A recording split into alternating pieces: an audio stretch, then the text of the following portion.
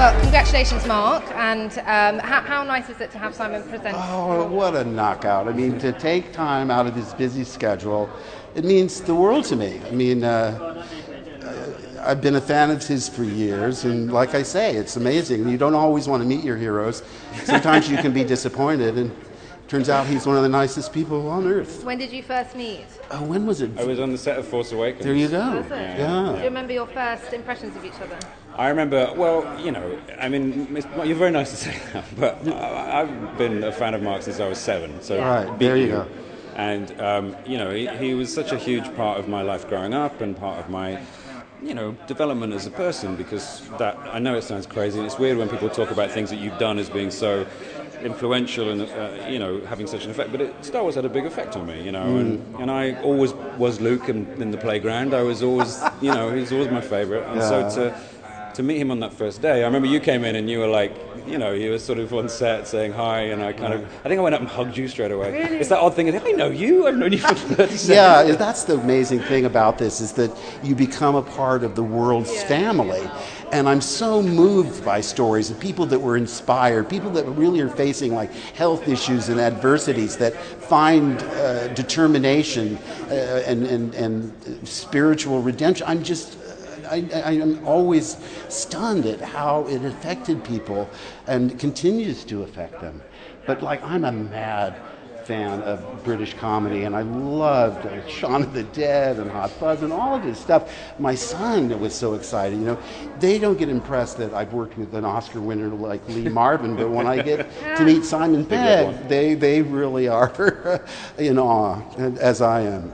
So what do you remember of Mark in the first film? Is that Everything. I can recite it by heart. Really? If you want. Yeah.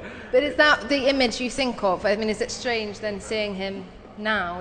No, because I've kind of, you know, I saw it at 7 and I saw it again, and then obviously I grew up as video happened, so I was able to watch it again and again and again, and those first 3 films were particularly kind of formative for me. And then it's been so lovely to, this far down the line, to see Mark come back and Star Wars back again, and, you know, where it should be, at the very forefront of our sort of, you know, popular culture hierarchy, I guess is the right word. Because you had a little cameo, didn't you? You had a Little? I played a fat blob. a very portly troll. Yes. What did you think of that? I thought, what dedication for him to go out into the desert and get into that gear. It was hot. Oh my God! It was probably like a personal sauna bath. But I remember how many? You must pounds. have. You Pounds lost and so pounds. many. But I remember those weight. documentaries about making of Star Wars when they had like hair dryers in Greedo's mouth and stuff, and I was like, this is me now. It's fine. Yeah, absolutely. I was trying to keep my heart rate down. Absolutely. What role would you have given Simon had you been in charge? Anything he wants. I would What like do you want? I'd like to see his face this time. You know. Do you know what? When I was a kid, before Empire came out, I had this whole fantasy.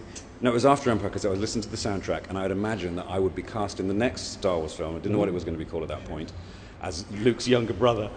And that was my little films I used to make in my head as Luke's younger brother. Well, you can tell how young he was when he saw it, because when you look at the film, it's designed to appeal to so many different kinds of people, and, you know, a pirate and a wizard and a princess, but Luke was the most accessible because he wasn't extraordinary. Young kids felt comfortable around Luke. They thought, you know, I could do that. And I think that's the genius of George. He was able to find a character that was sort of a window into the fantasy that was relatable to young people. It becomes extraordinary, you know? Yes, exactly. So, I mean, it was Dorothy in The Wizard of Oz, and in Star Wars, it's Luke. And of course, when I read the script, I'd much rather be Han Solo. I said, oh, he's cracking wise and swagging around. And Yeah, but who's laughing now? Episode 8. listen, you know, it's again. I mean, I never get over it. I never get jaded, and I never take it for granted. But and Simon knows it too. When you meet the fans, they're ultra passionate about it, and it's so meaningful to them. And to be associated with anything that brings people that much happiness is just a real gift. Do you see yourself as an icon?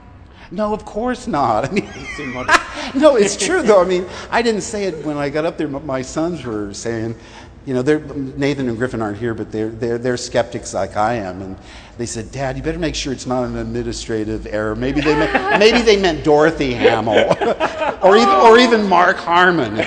But, I love the boys because I don't take myself too seriously, and I hope they don't either. Well, they certainly don't take me seriously. Who are your icons? Oh my gosh, well, Sir Alec, it took me weeks to be able to relax around him. I kept calling him Sir Alec, Sir Alec. One day he reached over, he patted me lightly, and then gave me quite a slap. And I said, what? I want to be known by my name, not my accolade. And I thought, what do I call you, Big Al? He was everything you wanted him to be and more. Yeah. Just such a kind man. He wrote me wonderful letters. I'd visit him when he'd do plays in the West End. One time I came, I was only here for 4 days and left. I got a letter when I got home, don't you dare visit this country again Really? without contacting me. So he was, my mom was a mad Alec Guinness fan and made sure that we saw The Lady Killers and The Horse's Mouth and Kind Hearts and Coronets and Bridge on the River Kwai. I mean, he was everything. And can you two imagine yourselves ever acting together and... Simon and Yeah. I? Oh, That would listen, be awesome. I'm ready to sign up now. What would most suit you genre-wise? I think a buddy movie, probably Yeah, there you some go. sort of Yeah, maybe a father and son thing. I mean, That would be journey nice. across yeah, that'd be great. a couple Okay. of cops, maybe. Absolutely. I'm open to ideas. Definitely a comedy. Brilliant. Well, thank you so much, and congratulations, Mark. Thank you. Icon of the Year. It's brilliant. It's Yeah, I'm so glad Simon was here because it really made it meaningful, Aw. to have somebody that I really admire.